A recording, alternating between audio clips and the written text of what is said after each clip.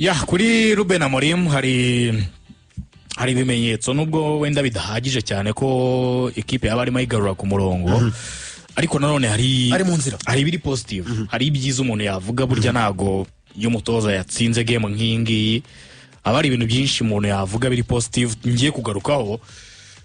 Ikintu cya mbere gikomeye ikomojeho nukongera gutsinda ikipe banganye ibikombe bya shampiyona nyuma y'imyaka 9 kongera gutsinda ikipe nka Liverpool ni ikintu gikomeye cyane kuko iyo systeme tunenga y'aba defenseurs batatu n'abamediateri bane n'abataka batatu ishoboye gutsinda ikipe ya Liverpool. Izindi systeme z'aba defenseurs bane zose zanyuzemo zaba Jose Mourinho zaba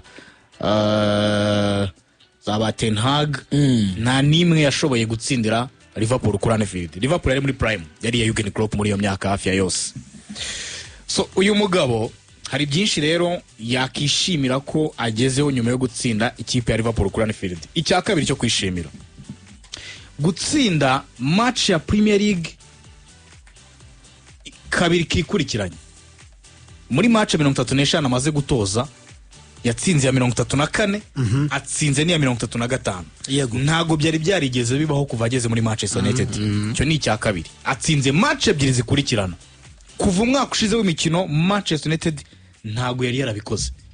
Ubaze match 38 z'umwaka ushize ugateranyaho izi match 8 z'uyu mwaka ubwo nizinga ya 45 40 hafi aho ngaho 38 plus 38 y'umwaka ushize kongeraho 8 z'uyu mwaka match 46 kuva umwaka ushize nibwo bwa mbere Manchester United itsinze match ebyiri zikurikirana. Batsinze Sunderland banatsinze kipe ya Liverpool. Ni ikintu gikomeye cyane ariko reka tubigarukeho muri ubu buryo. Liverpool na Manchester United izi saha ikipe ya Liverpool irabarusha amanota 3 gusa. Manchester United twita ko igize zimwe mu ntangiriro mbi mu mateka yayo. Yego Liverpool contender ku gikombe cya shampiyona cyangwa se umwe mu hatanira igikombe cya shampiyona basabwa kukirinda irabarusha amanota 3 yonyine. Liverpool yashoye miliyoni zirenga 400 ku isoko. 400 nabyibuka rwose. Zirenga 400 ku isoko. Ariko umva igikomeye kuri ibi byose. Manchester United muri izi match 8 za shampiyona zibanza ihuyemo n'amakipe 4 yo muri Big 6. Ya makipe twita kakomeye kuruta yandi mu gihugu cy'Ubwongereza 4 muri yo muri 6 barahuye. Arsenal, Man City, Liverpool na Chelsea. Urakoze cyane. Match enye muri match 8 ni fixtures zitakorohera umutozo wari we wese. Ariko izi fixture rigani kuzivamo muri match enye uhura nayo ma equipe ufite minsinze ebyiri utsinzwe kabiri utsinze ibitego 4 ukinjizwa ibitego 6 ukazikura amanota 6 kuri 12. It's not bad. Yego kubera icyo atari bibi umva impamvu hano. Impamvu atari bibi nuko izi saha Chelsea ya gatanu irabarusha inota rimwe. Liverpool ya ngirangiri ku mwanya wa 4 irabarusha amanota 2. Yego Man City iri ku mwanya wa 2 irabarusha amanota 3. Arsenal ya mbere irabarusha amanota 6. Rigane ikintu kiri positive ko muri match 8 za mbere zifungura shampiyona uhuyemo n'amakipe 4 yo muri Big 6. Izi saha ikipe ya mbere ikabikurusha amanota 6 gusa, ikipe ya kabiri ikabikurusha amanota 3 gusa. Nje ndumva harimo message ikomeye bijyanye n'uburyo twari tuzi Manchester United. Undi twakabaye tubara ikinyuranyo kinini cyane. Manota 8 twakabaye tubara mu manota 10. Kuko aya ma equipe Liverpool, Chelsea, Man City na Arsenal niyo ma equipe tubara ku uyu mwaka w'imikino azakubana ku gikombe cya shampiyona. Ariko muri match 8 za mbere kuzikuraho amanota atuma udatakara utazireba imbere yawe ngo ubone harimo ikinyuranyo kinini, hakirimo gap ikwereka yuko mu gifite ibyo mwakubaka mu gihe kiri imbere mukegera imbere ku rutonde rwa shampiyona. Bisobanuye ko niba mukuyeho ama equipe 4 muri 6 hari indi mikino myinshi mugiye kugira muhura n'ama equipe mwakabaye mutsinda. Yego kerekana nayo nta munani. Ariko sofa ngewe uyu mugabo icyo mvuga koze muri izi match 8 kuba ahagaze ubu ngubu magingaya afite amanota afite yitwaye gutya kuri Anfield hari byinshi cyane bisobanuye kubaka icyizere cy'ikipe no muri match zindi ziri imbere. So ngira ngo mukanya gato turanabyinjiramo ku buryo barambaye Ligan, ariko byibuze Liverpool itakaje imikino 4 yikurikiranya mu marushanwa yose muri rusange kuva mu kwezi kwa 11 2014, ariko imbere mu gihugu itakaje imikino 3 yikurikiranya bwa mbere kuva mu kwezi kwa 2 2021 ubwo batakazaga imikino 4 yikurikiranya. Hanyuma kurunza uruhande imibare iraza kudufasha mu busenguzi uri bwinjira mu kana gato. Mo Salah n'ubwa mbere amaze imikino 7 yikurikiranya nta gitego atsinze, ubwo dukuyemo penalty. Ndeba ka penalty kuri Burnley, reka dukuremo penalty. Igitego gisanzwe amaze imikino 7 nta gitego muri open play adatsindi muri kuri penalty nyine adatsindi igitego yakoze cyane. Hanyuma urabyinjiramo neza. Cody Mates Gakpo umuvandimwe nawe abaye umukinnyi wa 4 mu mateka y'ikipe ya Liverpool utsinze Man U mu mikino 3 akinye nayo abanje mu kibuga, kuko yarabikoze mu by'ukuri mu mikino 3 itambutse ayitsinda igitego. Cody Mates Gakpo ariko by'umwihariko Ruben Amorim arashimira cyane Harry Maguire watsinze igitego cye cya mbere agitsinda ikipe ya Liverpool. Uyu muvandimwe Harry Maguire nawe witwaye neza muri uyu mukino, avuze iki kuri defense ya Ruben Amorim irimo ba Matt Zuright n'abandi bose. Kandi gato ngira ngo turaza kubyinjiramo tureba neza cyane mu by'ukuri nibiki Amorim uko Gerard Komonjo gato amaze kugaragaza muri uyu mwaka y'imikino. Ese Arne Slot yo kugeza kuri segonda n'ubwa mbere atakaje imikino 4 muri karere y'ubutoza, ntibivuze ko akiri muto mu butoza. Ibyo nabyo wenda Ligan ashobora kuza kubyinjiramo akurikije imibare n'icyo squad ivuga muri rusange. Bench bati iyi squad kuva 2016 na 7 iragaragaza umunaniro, icyizere mu by'ukuri gishobora kuba cyamaze gutakara mu basore b'ikipe ya Liverpool gutakaza imikino 4. Ese Virgil arasubiza ate mu misi iri imbere, cyane cyane ko mu by'ukuri ikipe ya Liverpool baracyafite indi mikino myinshi muri shampiyona y'Abongereza, cyane cyane ko no hanze y'igihugu mu kwezi kwa 11 bafitemo Real Madrid. Barabyitwaramo gute? Reka tugeze turebe uko bizagenda muri rusange. Ni nako muri weekend bafite Brentford mu gihe mu cyumweru gitaha muri Carabao Cup barasura ikipe ya Crystal Palace. Arne Slot ati gutsindwa ino match ya Manchester United ati arimo ibintu byinshi bitandukanye. Urumva? Nahuye n'ikipe yashikina Brock Bar irafunga iraheza ikina imipira miremire. United bigaragara ko ino match yagerageje imipira miremire igimbere 91 yose. Icyo bita umupira muremure guterura baro byibuze ni baro wateye ikarenga metero 30. Izo pass long pass cyaba baranga long pass ni passing metero 30 imirambararo ina tsiti imirambararo uze koze ku bitaro twa Paul Scholes rukuneye kubitaga irambitse gutya Paul Scholes ikambuka hakurya ari United rero yagiye ino mirambararo 91 umuzamu wenyine we umuzamu kabiri yateye imipira 49 pasi yatanze ngufi nimwe yonyine myiza. Indi mipira yose 45 yose ari imirambo. Uriya mwana zukinisha amaguru. Umutoza yarati imirambaro yaratugoye. Iyo ni statistique areba ya United. Twakiye n'ikipe y'umurambaro United. Yego. Yavuze ibyese. So none rero ikibazo rero. None ikibazo arashaka gukosora imidefendire ikindi cya kabiri. Ati bibaho ari umunsi byuko tari wawe. Amapota 3 abataka barimo gukosora na attack, ariko atangiye no kubashyira hariya naho ngo babotse itonde. Igihe numva cyarageze ko Alexander Isaac yagakwiye nawe kuba adelivery. Ubwo ni ubwo ntago ari wa muri ubwo defense ifite ibibazo. Ubwo ngo agiye gukosora defense akosora n'imbere. Yego abataka mu kibuga ni paralyze, cyo bita paralyze total. Ariko babonye uburyo ngo yatangizaga umupira abantu bavuga bati uriya muntu yishuka abantu. Ongerayo inkuru yasohotse ko yavuze ko bishoboka ko yagaruka mu bintu bye. Nta yindi kipe yatoza mu Bwongereza. Oya kwisi uriya muntu yaratsinzwe. Afite byinshi byo kujya gukosora. Ahubwo oya n'ibyo mvuga. None se imipira yamugoye kuri Palace byagenze gute? Kuri Chelsea se byagenze Galatasaray kuri iyi mpamvu bana mwiza ni impamvu nyinshi. Ikipe yirarwaye to simple niwe wagakwiye gushaka ibisubizo.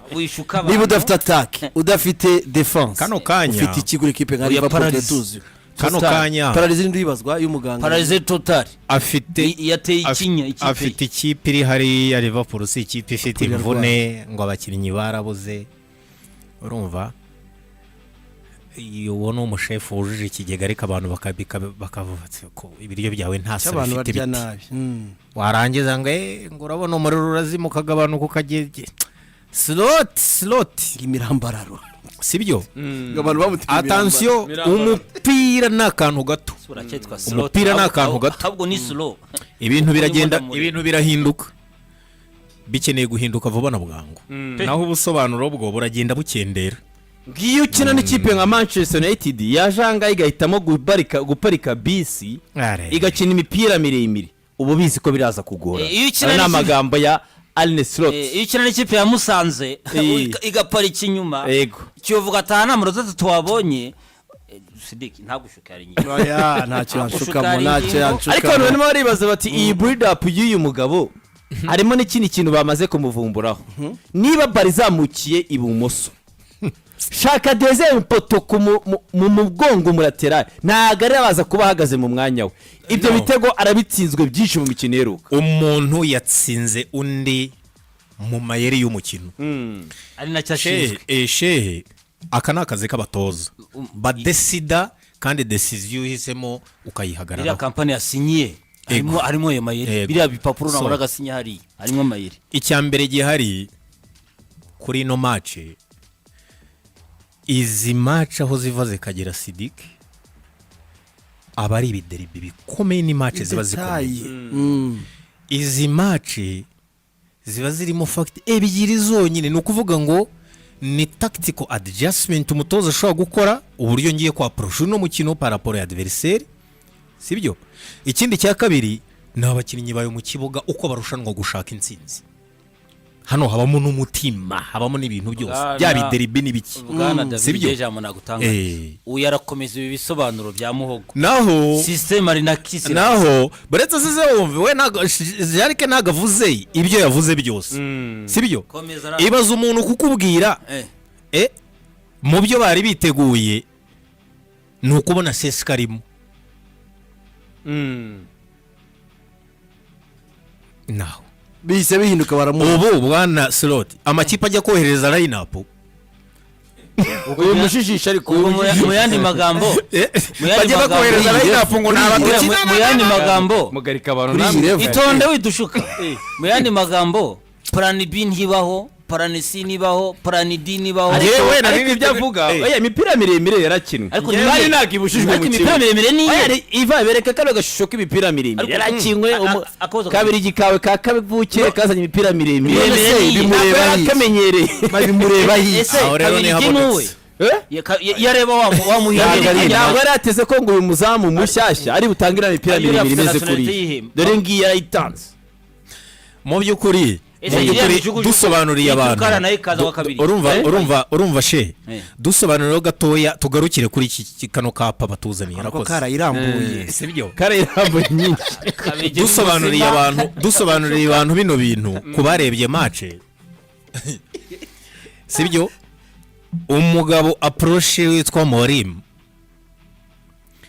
we yacunze ibintu bibiri ngiye pressing ya Liverpool kuri front line ndayizi sibyo urabikora sindi butangiza umukino nyuma ikintu cyonyine ngiyewe nzi ku rundi ruhande nuko wari witegereje ko ngiye kukuzanira umukinnyi witwa Sesko mutereke hagati y'ibijiga byawe bibiri birirwe birwana nawe bimukubita inkokora bimwice ubwo nawe ibaze taye yande ya Konate taye yande wundi ya Van Dijk ati ngewe sindi bubaho umukinnyi ushaka kumva umutoza muri Premier ngewe ahubwo ngewe ikintu ngiye kubaha n'ikintu aroda urugero rwa ruremesha nganyibukije ngo ubwo ngo yatsirwaga nahera akavuga ngo mucyamwishe ngo narazi ko sefu ari bukire urumva yarabivuze sezishize nibereye kuri ino mitoza muhazi sibyo amubonye nagende sibyo she ngewe ntago ndi bubaho umuntu mwitwa ko ari kumwe namwe mugiye guhangana sibyo kuko ndazi neza ko imbaraga za Van Dijk na Konate niyo waba ufite taye yandi uri umwataka barakuzimirizamo iyo urimo kubakinamo ngenda baha nomero 9 ariko uri false utari buze kubyiganira muri duel nawe utari buze kwa muri box yego ariko noneho ikintu ndi bukore nge ndaza gukina imipira ya kabiri yanyu kubera ko ibitaye byanyu nyine mbatera miremire nje ubone wo nshaka rero ikindi cya kabiri buretse turi kugenda tuganira ibi nabyo ni iby'umukinnyi yavuze byo wenda wanabigenderaho kuko n'imibare iri kubyerekana cyangwa se n'ibibazo uyu musore w'umuholandi The Right yavuze ati tuzi ko Liverpool ifite ikibazo cy'aba fullback Karikeze Karikeze uri hari nakakana gato yakari hirya hari sinkaza ako kana ka Bradley yaravuze ati wowe ko nagendana nawe uri mu biki wisetsa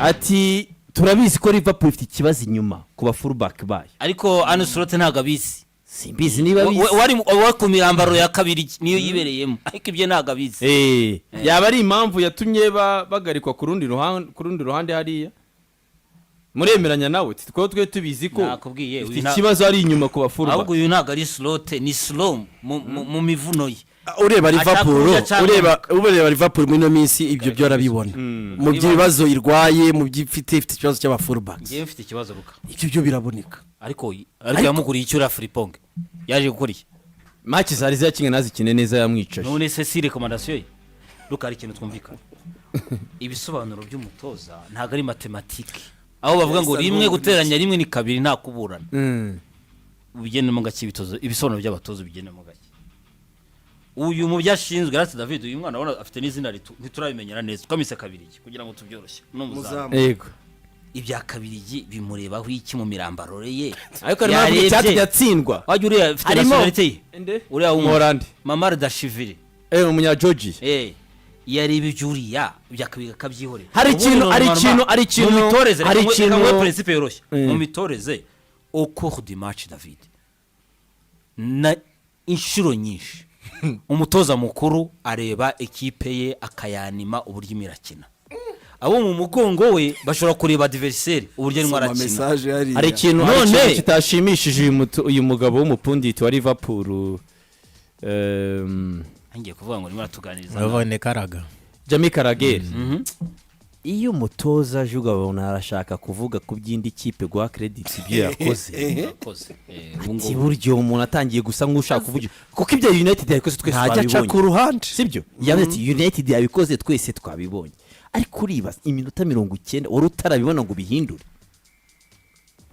ukore counter attack yiyo mikino United uyitsinde United yakoze block bar rega nibyo nakubwira imurashakisha imipira miremire nibyo nimo nakubwira iyo umuntu ukoze bwa mbere umuzama akawohereza uravuga utubona nuko twamushizo pressing ati giye kiraga kwiye kumbwira rero ino image yiyo mu rutayizamu Alexander Isaac uri muri niho nabikuye uri kutugaririza neza urumva niyo tangira occasion ya kabiri indi image ya kabiri Ivan niwo mupira wonyine Alexander Isaac yabonye muri profondeur cyangwa se wavuga niyo occasion yaraho umupira aremewe uburyo ati nongewe ni impungenge no kubona ubwo buryo buzima bwonyine twabonye dukina insiste kuri kingi bwabonwe na Konate oya bwatanzwe na Konate uyu muntu aragaburirwa nabandi ikibazo mfite twakigarutseho juruka cyo kintu Jamie Carragher niyo kazi yonyine yabonye nayo umuzama akora akazi wa wundi nabwo atiyata muvuga ati nayo yamuvuga ejo twakigarutseho akora akazi ejo twakigarutseho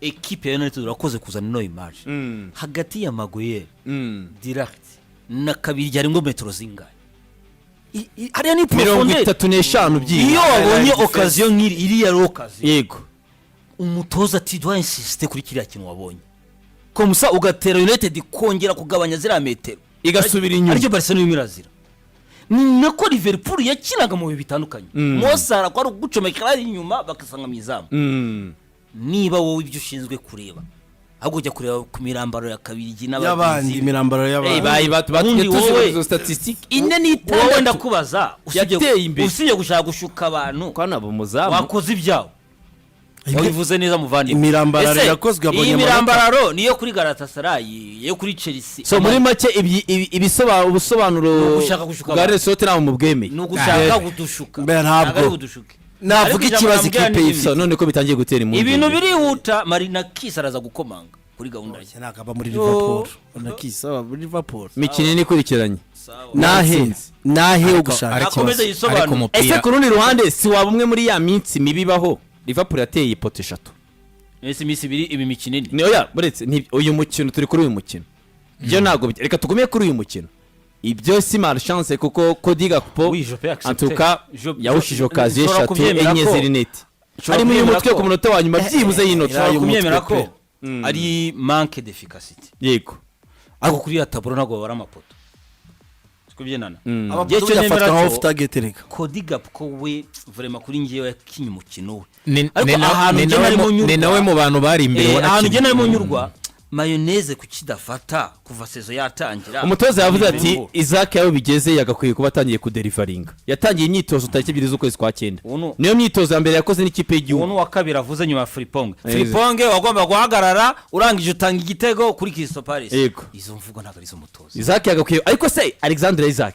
miliyoni 25 z'amapaundi we ntabwo igihe kigeze ka derivaringa hari umukinyi waza akeneye umwanya ungana gute iyo ni point hari umukinyi waza muri izi system z'iburayi umutoza atabigizemo uruhare avuga ndashaka uyu ngoyo niba kuko ari umukinyi ariko manze kumuvuga kuri ya entraîneur nibyo cyangwa no kumufasha kugira ngo akine nahe wo gushyiraho uburyo no rero bisobanura gendo mutabyumva Brentford niyo arasura muri weekend nyuma ya Champions League ubwo ibyo byihorere West Ham none ubwo nayo bya Brentford abonye wajya natsinze West Ham ibitego biri ku nabonaga ko karambura jana hariya arongera karamburaga ko karamburaga yewe ni highlight ubu nibwo ndende karamburaga nako nayirebye Brentford iragora Brentford mukore ku buryo murambura ngo muzehe muzehe murambara ku rundi ruhande rero credit ko wabibashije kubona ayo manota